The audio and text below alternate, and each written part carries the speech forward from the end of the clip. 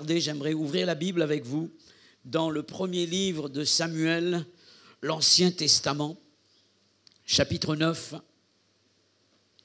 versets 1er à 10. On va faire quelques autres lectures dans ce même chapitre et aussi dans le chapitre 10. Je répète la référence, 1 Samuel chapitre 9, versets 1er à 10. Il y avait un homme de Benjamin nommé Kis, fils d'Abiel, fils de Tséror, fils de Bécorat, fils d'Aphiac, fils d'un Benjamite. C'était un homme fort et vaillant. Il avait un fils du nom de Saül, jeune et beau, comme chacun d'entre nous, alléluia. Plus beau qu'aucun des enfants d'Israël et les dépassant tous de la tête. Un peu comme moi, voilà. J'ai dit un peu. Hein. Les ânesses de Kis, père de Saül, s'égarèrent, et Kis dit à Saül, son fils, « Prends avec toi l'un des serviteurs, lève-toi, va et cherche les ânesses. » Il passa par la montagne d'Éphraïm et traversa le pays de Shalisha, sans les trouver. Ils passèrent par le pays de Shaalim, et elles n'y étaient pas. Ils parcoururent le pays de Benjamin, et ils ne le trouvèrent pas. Ils étaient arrivés dans le pays de Tsuf, lorsque Saül dit à son serviteur qui l'accompagnait, « Viens, retournons de peur que mon père, oubliant les ânesses, ne soit en peine de nous. » Le serviteur lui dit, « Voici, il y a dans cette ville un homme de Dieu, et c'est un homme considéré. Tout ce qu'il dit ne manque pas d'arriver.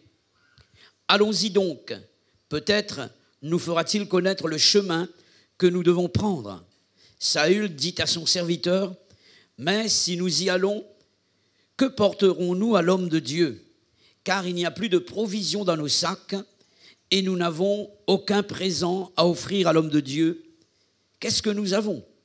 Le serviteur reprit la parole et dit à Saül, « Voici, j'ai sur moi le quart d'un sicle d'argent, je le donnerai à l'homme de Dieu, et il nous indiquera notre chemin. » Autrefois en Israël, quand on allait consulter Dieu, on disait « Venez et allons au voyant ».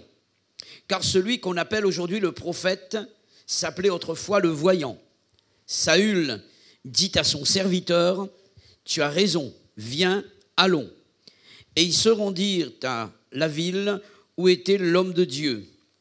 On va sauter quelques versets pour arriver jusqu'au verset 15, s'il vous plaît. Et on lira jusqu'au verset 21. Or, un jour avant l'arrivée de Saül, l'Éternel avait averti Samuel en disant, « Demain, à 7 heures, je t'enverrai un homme du pays de Benjamin, et tu l'oindras pour chef de mon peuple d'Israël. Il sauvera mon peuple de la main des Philistins, car j'ai regardé mon peuple, parce que son cri est parvenu jusqu'à moi. » Lorsque Samuel eut aperçu Saül, l'Éternel lui dit, « Voici l'homme dont je t'ai parlé, c'est lui qui régnera sur mon peuple. » Saül s'approcha de Samuel au milieu de la porte et dit, « Indique-moi, je te prie, où est la maison du voyant ?» Samuel répondit à Saül, « C'est moi qui suis le vaillant, monte devant moi au haut lieu, et vous mangerez aujourd'hui avec moi. Je te laisserai partir demain, et je te dirai tout ce qui se passe dans ton cœur. Ne t'inquiète pas des ânesses que tu as perdues, il y a 3 jours, car elles sont retrouvées. Et pour qui est réservé tout ce qu'il y a de précieux en Israël, n'est-ce pas pour toi et pour toute la maison de ton père ?» Saül répondit, « Ne suis-je pas benjamite, de l'une des plus petites tribus d'Israël, et ma famille n'est-elle pas la moindre de toutes les familles de la tribu de Benjamin ? Pourquoi me parles-tu de la sorte. On va lire le verset 1er du chapitre 10, toujours du même livre. Samuel prit une fiole d'huile qu'il répandit sur la tête de Saül. Il l'embrassa et dit, « L'Éternel ne t'a-t-il pas oint pour que tu sois le chef de son héritage? Amen. Amen. » Une question que j'aimerais poser ce matin. Est-ce que nous avons notre mot à dire en ce qui concerne notre avenir, notre destinée, ou bien tout est déjà arrêté à l'avance de par Dieu, d'après son conseil, d'après ses desseins. Moi, je pense que notre attitude à l'égard de Dieu et à l'égard de sa parole peut influencer notre avenir et notre destinée, ce que nous allons faire de Dieu et de sa parole. Je suis devant vous ce matin et jamais il y a eu dans mon cœur un projet pour dire clairement, tu seras un jour pasteur, ou bien tu seras un jour chrétien. J'ai rien fait pour cela. Je n'avais pas programmé quelque chose, mais il a fallu qu'un jour je réagisse par rapport à ce que j'ai entendu de Dieu et de sa parole, et à partir de ce moment-là, il y a eu une nouvelle orientation pour ma vie. Amen. Il y a eu une nouvelle orientation pour ma vie. Je ne sais pas ce que Dieu peut faire par rapport à ce message que chacun va entendre et recevoir. Mais je sais une chose, que cette parole est assez puissante pour apporter un changement à la vie de quelqu'un, une transformation, alléluia, et apporter un objectif si quelqu'un vivait sans but et sans idéal sur cette terre. Lorsque je regarde certaines personnes dans la société qui m'environnent, je vois certains jeunes très tôt le matin, déjà près d'un bistrot, d'un bar, et certains, on dirait que pour eux la vie s'est arrêtée. Et je me dis, mais comment peut-on vivre une vie sans but, sans espoir, sans espérance? Le Dieu que nous servons est le Dieu d'espoir, le Dieu de l'espérance. Alléluia. Et il peut apporter une nouvelle orientation à notre vie. En quelque sorte, nous sommes en majeure partie responsables de notre avenir après Dieu. Voici une famille parmi le peuple d'Israël que la Bible nous présente. Il s'agit de la famille de Saül. Et le titre de mon message, c'est « Les ânesses perdues de Kis ». Et le thème que j'aimerais développer avec vous, le sujet principal de cette prédication, c'est la providence de Dieu. Quelle était la situation de la famille de Saül ici? Ou bien, quel était le regard qu'avait Saül sur sa famille? Premièrement, dans le verset 21 du chapitre 9, Saül dira « Je suis benjamite et l'une des plus petites tribus d'Israël.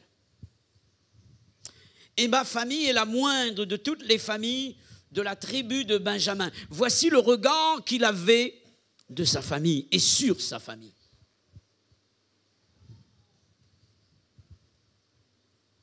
C'était l'appréciation qu'il avait de sa famille. N'était-ce pas une appréciation un peu exagérée de sa part? Car une famille qui possédait à cette époque des serviteurs, puisque la Bible parle d'un des serviteurs, et on peut dire des esclaves même.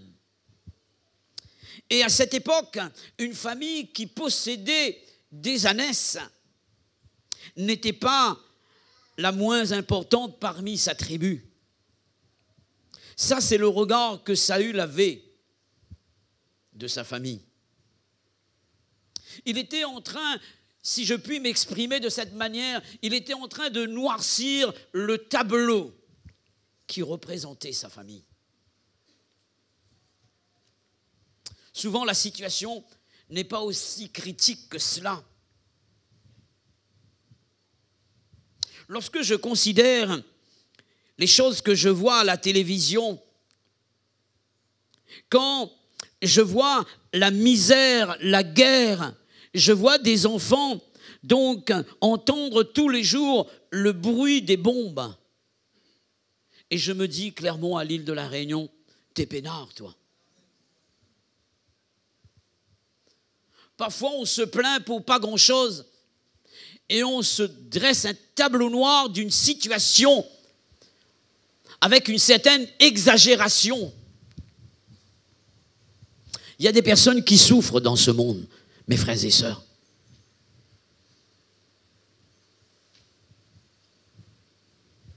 Parfois, ce n'est qu'un petit bobo et on voit ça comme une montagne. En fait, c'est l'adversaire de nos âmes qui fait de nous des personnes défaitistes. Et il nous fait voir nos problèmes plus graves qui ne le sont réellement. Comment te considères-tu ce matin? Que dis-tu de toi-même et de ta famille? Que dis-tu de ton Église? De son avenir? Quelle est ta vision, toi? Souvent, notre regard sur nous est un regard d'échec avant même d'avoir commencé. Nous avons parfois un regard étriqué, un regard d'impossibilité. Une fois, le responsable d'une école avait présenté à un professeur au début de l'année une classe. Et voici, on lui a donné un dossier sur cette classe. Ce sont les élèves les plus brillants de l'école. Et je vous confie ces élèves. Dans la pensée du prof, il avait en face de lui des élèves extraordinaires. Et il est parti sur cette base, une base positive. Et dans sa pensée, il a développé cette pensée et il a travaillé dans ce but de façon que ses élèves soient davantage donc excellents. Et lorsqu'il arrive à la fin de la vie scolaire, de cette année scolaire, le responsable lui donne le dossier. En fait, c'était les élèves les plus durs de l'école. Et à cause de sa vision positive des choses, il a pu atteindre un but. Amen. Dieu change notre vision, mes frères et sœurs. Dieu change notre manière de voir. Et ce matin, Dieu veut te donner le regard de la foi, le regard de l'espérance. Arrête de t'apitoyer sur ton sort et considère que Dieu existe. Amen. Considère que ce Dieu-là s'appelle le Dieu omnipotent.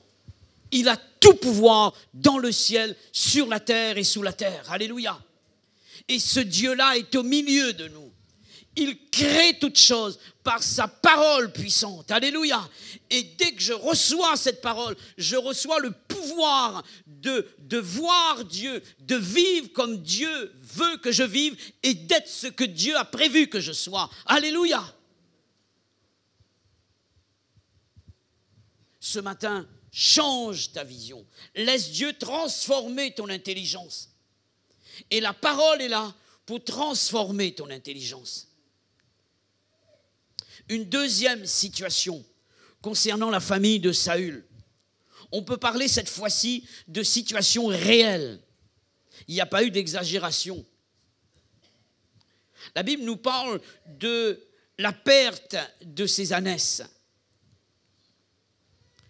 La perte de ses ânesses pour la famille de Saül était synonyme de la perte de ses richesses, d'un patrimoine qui était là. Je dirais d'un capital de travail. Si l'on ramène cette situation dans le contexte actuel, c'est comme si qu'un agriculteur avait perdu ses tracteurs, ou bien un entrepreneur quelques engins de son chantier. Vous voyez l'image là? Et là, c'est un problème réel. Et vous comprenez que Kis, le père de Saül, n'envoie pas seulement un serviteur à la recherche de ses ânesses perdues, mais il envoie son fils qui est je dirais ceci, l'héritier de ce qu'il possède comme capital. Et lorsque l'on a un capital, nos enfants sont les héritiers de ce patrimoine-là. Alors il envoie l'héritier. Parce que l'héritier a un intérêt et il fera tout pour trouver cet héritage-là. Vous comprenez? Il y a de l'argent derrière cela. C'est vrai qu'il existe ici-bas des situations critiques et parfois même au sein de l'Église, de sorte que des personnes passent parfois par une crise financière à cause d'une perte d'emploi. Peut-être que c'est le cas de quelqu'un au milieu de nous ce matin. Ce message est pour toi. Des personnes peuvent connaître une crise dans le domaine de la santé, touchée physiquement. Et c'est le cas de quelques-uns. Ou d'une crise dans le domaine spirituel. On peut parler non pas de crise de foi, mais de crise de la foi. La foi est touchée. Et souvent je dis que la foi c'est l'argent du ciel. La foi nous permet de posséder les choses de Dieu. Et tant que ma foi demeure, tant que l'espoir est là, amen. Et dès que je perds la foi, alors je perds l'espoir.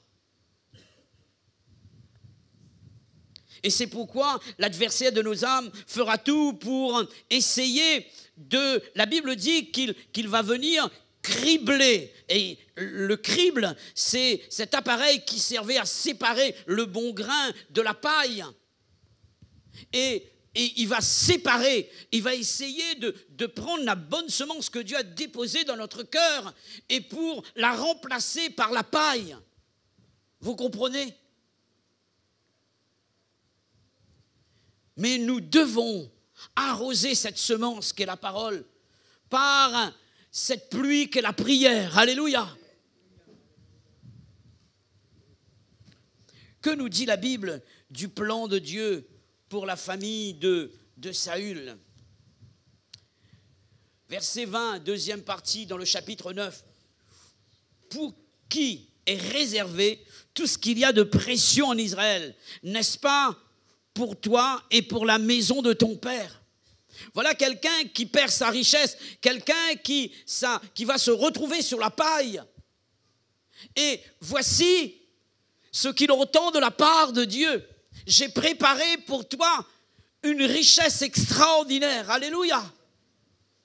Entends-tu la voix de Dieu te parler pour dire que les choses vont changer? Pour dire que j'ai préparé pour toi quelque chose de meilleur, quelque chose de fort, quelque chose de poignant, quelque chose de surnaturel, d'extraordinaire. Entends-tu cette parole ce matin? Entre dans cette parole, entre par la foi dans le plan de Dieu. C'est ce que Dieu a réservé pour toi. Alléluia. Voici ce que Dieu avait dit au prophète Samuel au sujet de Saül. Verset 16. Demain à 7 heures, je t'enverrai un homme du pays de Benjamin, tu loindras pour chef de mon peuple d'Israël, et il sauvera mon peuple de la main des Philistins. Amen. Quelqu'un qui est là et qui vient de déclarer que je suis le moindre de toute ma famille et ma tribu est la moindre de toutes les tribus d'Israël. Dieu lui dit, j'ai un plan pour toi et tu seras le roi d'Israël. Vous vous rendez compte? Quelle promotion! Quel changement! Quelle différence! Ça, c'est Dieu, mes frères et sœurs. Ça, c'est Dieu. À partir de rien, Dieu fait tout. À partir de peu, Dieu fait beaucoup. Alléluia! Un jour, Jésus arrive en face de cette foule affamée, composée de 5000 personnes, sans les femmes et les enfants.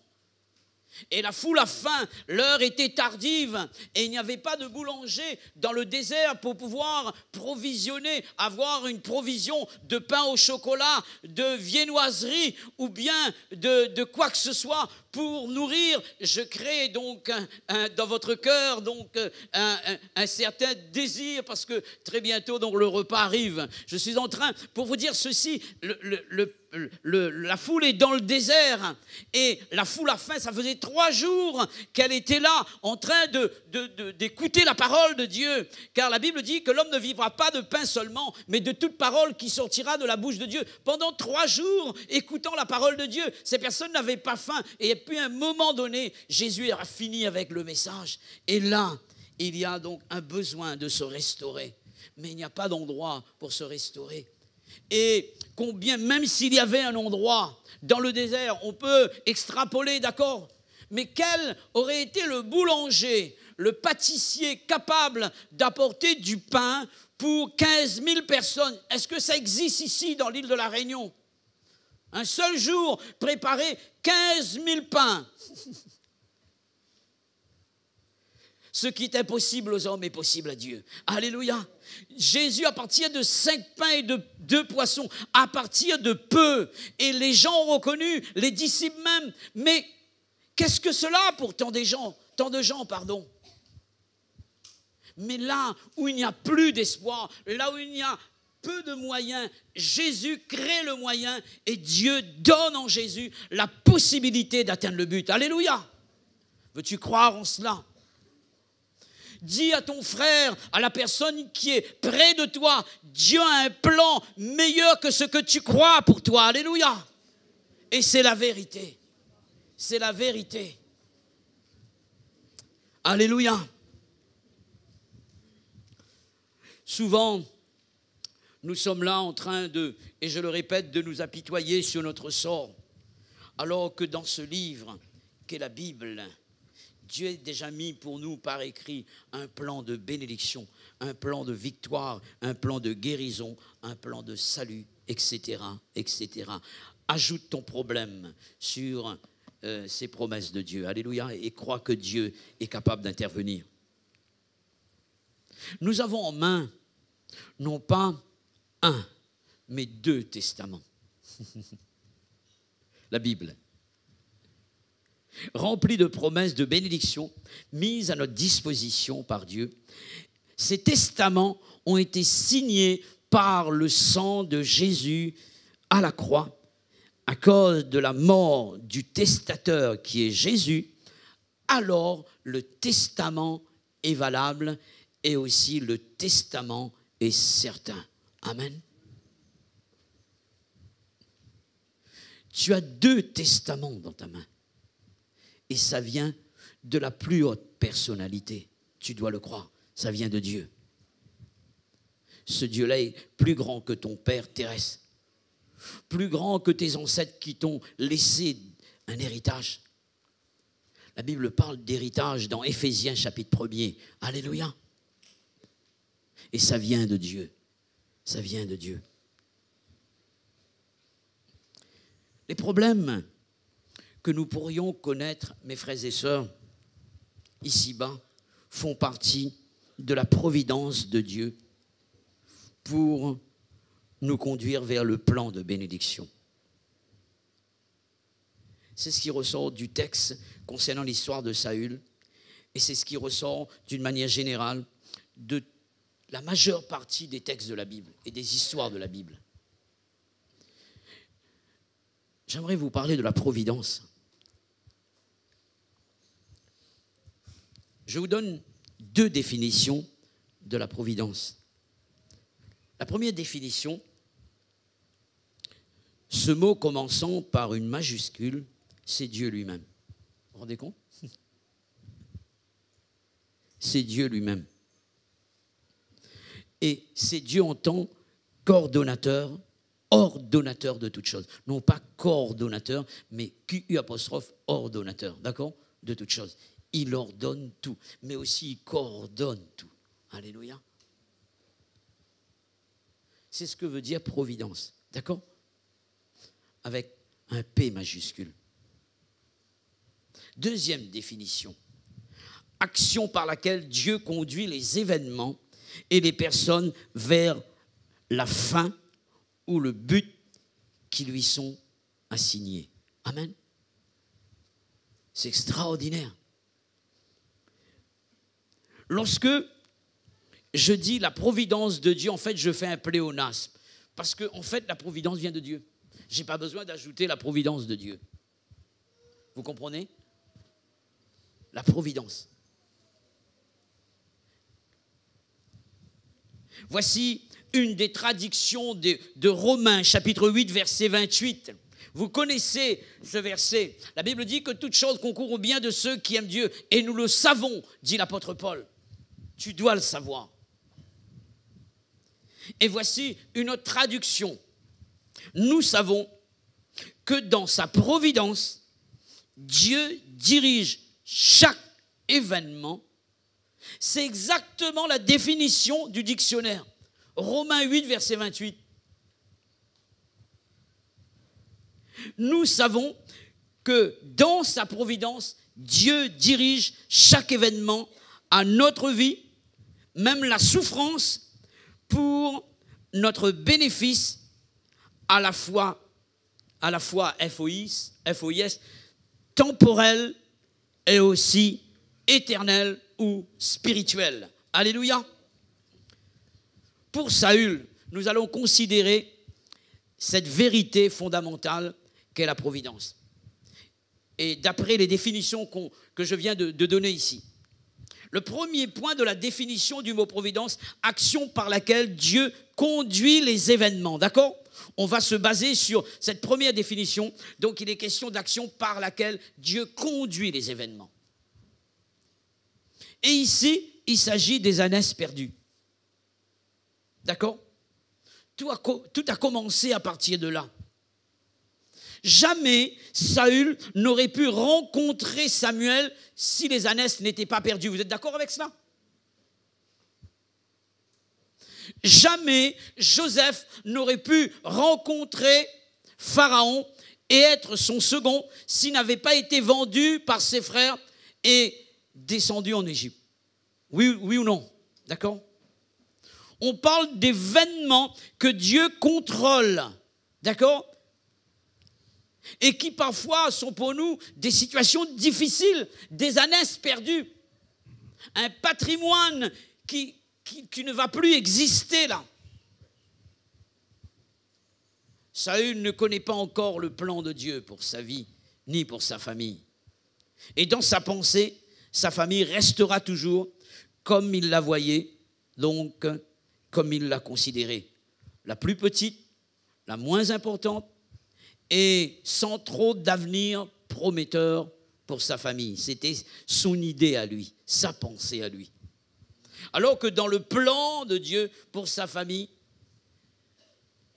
il était écrit « J'ai réservé pour lui quelque chose de précieux en Israël, donc, et aussi pour sa famille, alors que Dieu avait déjà prévu qu'il soit le roi d'Israël. » Amen. Souvent, il y a un fossé entre ce que Dieu a prévu pour nous et ce que nous vivons dans la réalité. Je fais une différence entre la vérité, la vérité qui est pure, sans défaut, et la réalité. La réalité, c'est ce que nous vivons, d'accord? Et la vérité, c'est ce que Dieu dit pour nous. Et souvent, il y a un fossé entre ce que nous vivons et ce que Dieu a prévu pour nous. Savez-vous pourquoi? Parce que le fossé qui est là a besoin d'être comblé par ce que la Bible appelle la foi. Et je dirais que la foi, c'est comme le rail qui permet au wagon de Dieu rempli de marchandises d'arriver à destination, c'est-à-dire vers moi. Alléluia! Et quand je manifeste la foi, alors les choses de Dieu deviennent partie intégrante de ma vie. Je vois Dieu, je reçois de lui, je suis béni de lui. Alléluia! Quelqu'un dit amen à cela. Parce que tu crois de tout ton cœur. Alléluia. Les ânesses perdues, non retrouvées de Kis, étaient le chemin permettant à Saül d'atteindre le but de Dieu pour sa vie et pour sa famille. Certains appellent ce genre d'événement un concours de circonstances. Vous avez déjà entendu parler de cette expression? Certains donnent à ces événements le hasard, le nom du hasard. Ils vont conclure par ces paroles bien connues: le hasard fait bien les choses. Vous avez déjà entendu cette expression? Moi, j'appelle cela Dieu. Amen. Car la Bible dit et j'appelle ça la providence, car la Bible dit que Dieu fait toutes choses bonnes et belles en son temps. Amen. Ce n'est pas un concours de circonstances que tu sois là ce matin. Ce n'est pas un hasard. C'est un rendez-vous divin. Amen. C'est un rendez-vous divin. Est-ce que tout le monde comprend ce que je suis en train de dire et ce que Dieu dit par sa parole? Un jour, un roi qui aimait la peinture est venu dans l'atelier d'un peintre bien connu et que lui connaissait également, un peintre célèbre. Et il voulait que ce peintre fasse son portrait, d'accord? Le peintre lui a proposé quelque chose et il lui a proposé de se déguiser en mendiant. Parce qu'il voulait peindre un mendiant également, d'accord? Et après, il va lui dire, je ferai ton portrait gratuitement. Et le roi s'est laissé faire. Il s'est déguisé en mendiant. Et puis, à un moment donné, il a fallu que ce peintre arrête momentanément son chef-d'œuvre et pour revenir par la suite. Et entre-temps, un jeune garçon est arrivé dans l'atelier. Il a vu un mendiant en face de lui. Il a pris quelques pièces de monnaie. Il a remis à ce mendiant. Ensuite, il est parti et le peintre est venu pour achever sa toile. Le roi va poser la question au peintre, mais qui est ce jeune garçon? Il va lui dire, c'est un de mes élèves. Et c'est un génie, cet élève. Il doit donc faire une grande école plus importante dans le domaine des arts, mais il n'a pas les moyens. Vous connaissez la suite de l'histoire. Je suis en train de vous parler non pas de concours de circonstances. Je ne suis pas en train de vous parler de hasard. Je suis en train de vous parler de la providence. Amen. De Dieu qui gère toute situation. Vous suivez là? Ça, c'est notre Dieu. Alléluia. Nous sommes en train de vivre parfois dans la misère et dans la médiocrité, alors que le roi des rois a déjà préparé pour nous un plan de bénédiction. Et ce plan passe par le chemin de l'épreuve parfois. Des circonstances difficiles.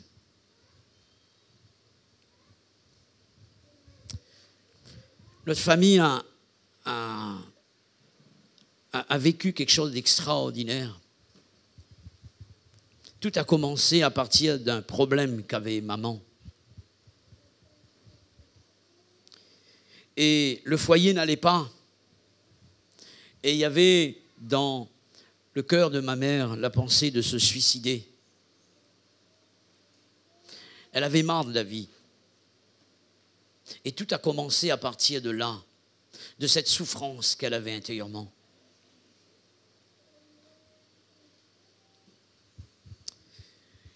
Jamais j'aurais pu penser que Dieu avait déjà dessiné quelque chose pour nous. Mes 3 frères, donc on est à 4 dans la famille, on ne croyait pas en Dieu. On a connu tous les plaisirs du monde. Et moi particulièrement avec mon frère Josian. On a connu donc la violence, on a connu l'alcool, on a connu le péché, ce que le monde propose, on a connu toutes ces choses-là. Moi j'ai eu l'occasion, et je n'en parlais pas, de toucher aux amals pour voir ce que ça donne. Et une période difficile de ma vie, j'ai vécu à Grand-Bois chez mes tantes, parce que j'étais malade, je ne voulais pas entendre parler de Dieu. Et ça a été difficile. Et pour dire que tout a commencé à partir du moment où le problème était difficile pour maman. Elle ne pouvait plus vivre dans ce foyer. Et alors qu'elle allait mettre fin à sa vie, elle a rencontré quelqu'un.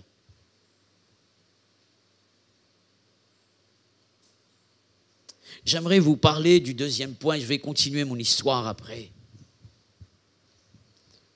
Le deuxième point de la définition du mot providence, action par laquelle Dieu conduit les personnes pour nous permettre d'atteindre le but de Dieu. Amen. Et pour Saül, il était question du choix d'une personne qui devait l'accompagner.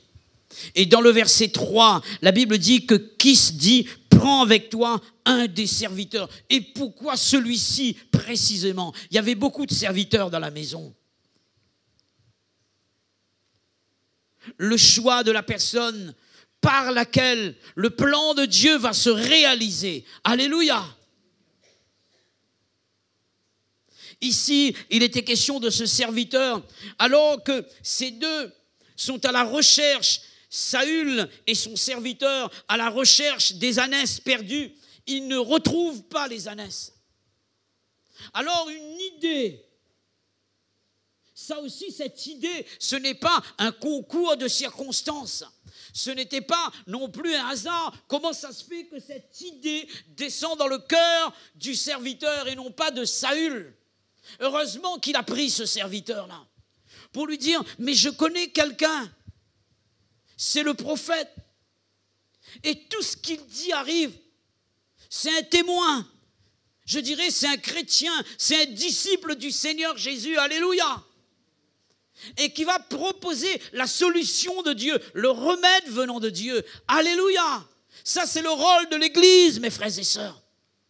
Amener des âmes au Seigneur, amener des âmes dans le plan de Dieu. Alléluia. C'est notre grande responsabilité. Aller par tout le monde et prêcher la bonne nouvelle à toute la création.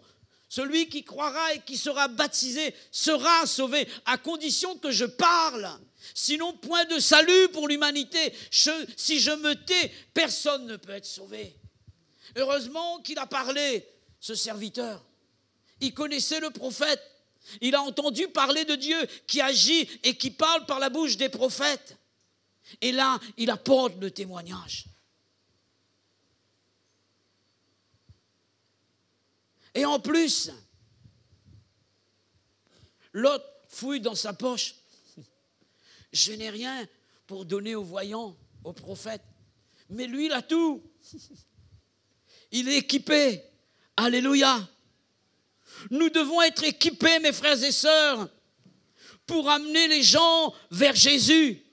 Chaque chrétien doit avoir son matériel d'évangélisation, sa Bible, ses traités, ses prospectus. Ça coûte un prix, mais le prix à payer est moins cher que le prix que Jésus a payé à la croix pour nous. Alléluia. Je dois voir mon matériel. J'achète mes livres pour mes études. J'ai des cartons de livres comme ça chez moi. Une bibliothèque remplie de livres, de Bibles et tout. Et ça vient de ma poche, parce que je sais qu'il faut investir pour le royaume de Dieu. Alléluia. Parfois, on investit dans des choses qui ne valent pas la peine. Dieu nous appelle à investir pour le royaume de Dieu. Quels sont les investisseurs pour le royaume de Dieu ce matin? Dieu a besoin de nous. Dieu a besoin de nous dans les offrandes. Dieu a besoin de nous dans le travail d'ici-bas. Nous sommes pour très peu de temps sur cette terre et c'est le moment de se réveiller pour le royaume de Dieu. Alléluia. Cet homme, il a payé de son argent. Et il amène cette personne vers la parole de Dieu. Amen. Vers Dieu lui-même.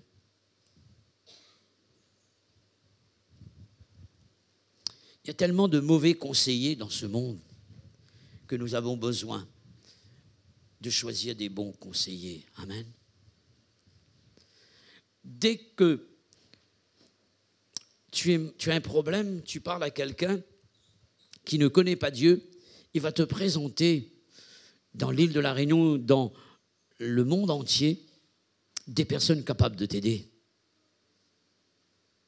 Je connais un guérisseur, je connais un sorcier, je connais donc une voyante, un voyant. Je connais une cartomancienne. Je connais telle ou telle personne. Et dès qu'on présente Jésus, certains fuient. Alors que c'est la vérité. Alors que c'est le chemin.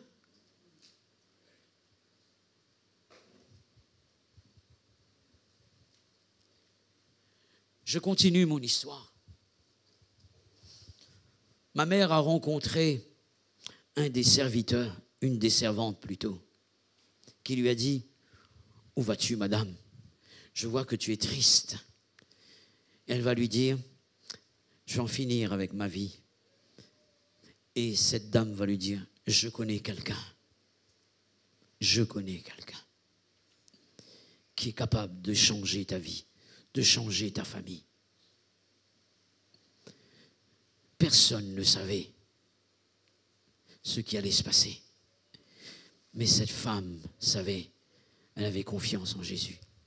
Ma mère a été touchée, bouleversée dans son fort intérieur.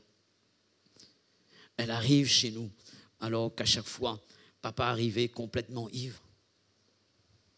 Elle l'attendait au seuil de la porte à chaque fois.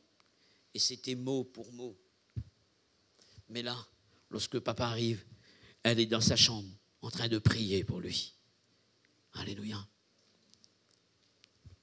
6 mois après, mon père est transformé, délivré, changé complètement. Ça, c'est le plan de Dieu pour ma famille. Ça a commencé par une femme dans son foyer. Ça a commencé par une femme dans son foyer. Elle a amené la parole. Mon père a donné son cœur à Jésus.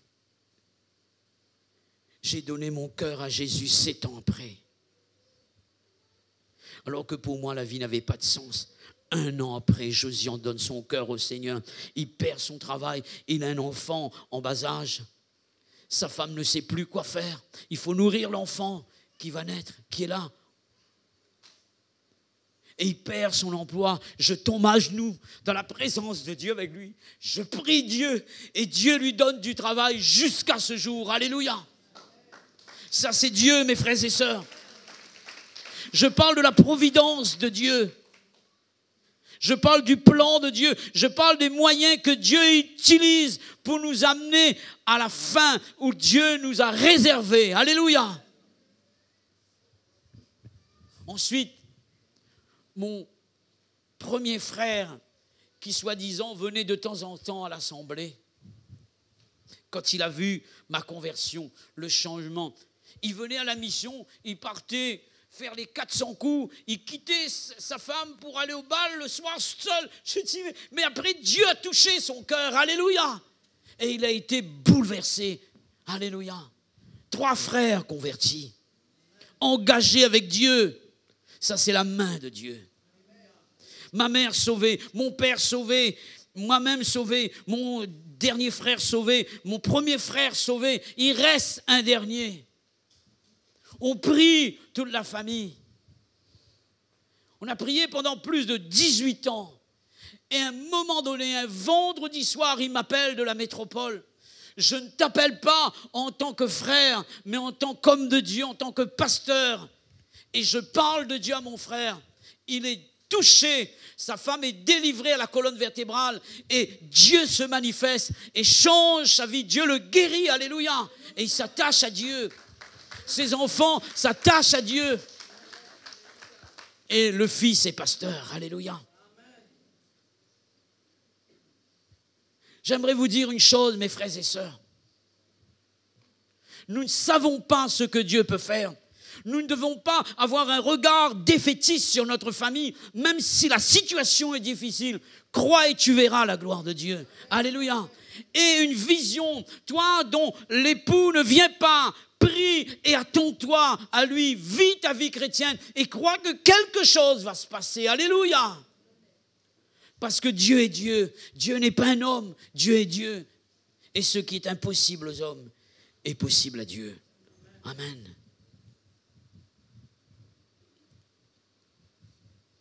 J'aimerais m'arrêter là.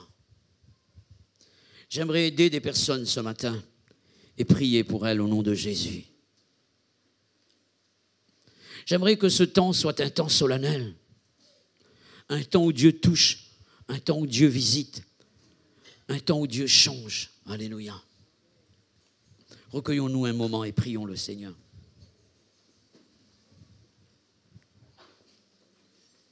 Respectons la présence de Dieu.